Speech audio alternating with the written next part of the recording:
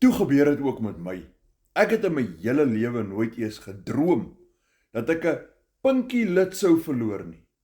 En 4 jaar gelede verloor ek my linkerbeen. Nou dit klink seker vreeslik om te sê mens verloor jou been. My been is geamputeer, reg bokant my knie in die middel van my bobeen. Nou, my naam is Andrei en ek bly hierso in die pragtige Jeffreys Bay omgewing. Na daai amputasie het my hele lewe radikaal verander. Ek het my inkomste en my vermoë om inkomste te maak oornag verloor.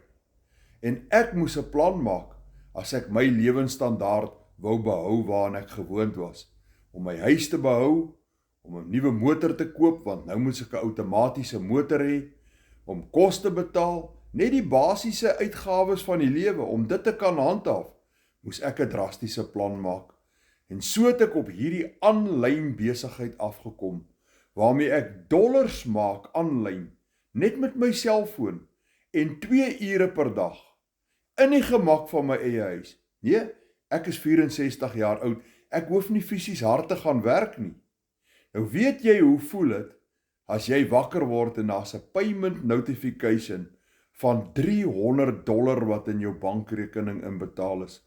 Oor die R5.500, afhangende van wat die rand-dollar wisselkoers is.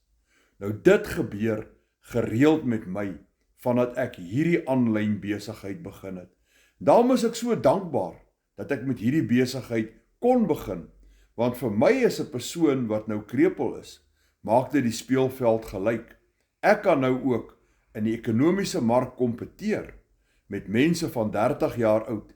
Nie dat dit vir my 'n kompetisie is nie, nie dat dit vir my gaan oor die geld nie, maar hierdie besigheid het weer vir my hoop gegee, en 'n nuwe venster op 'n nuwe horison vir my oopgemaak.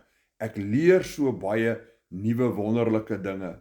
Dit is absoluut fantasties. Nou weet jy, ek begin nou wakker word met payment notifications van $1,400, R23,000 per transaksie.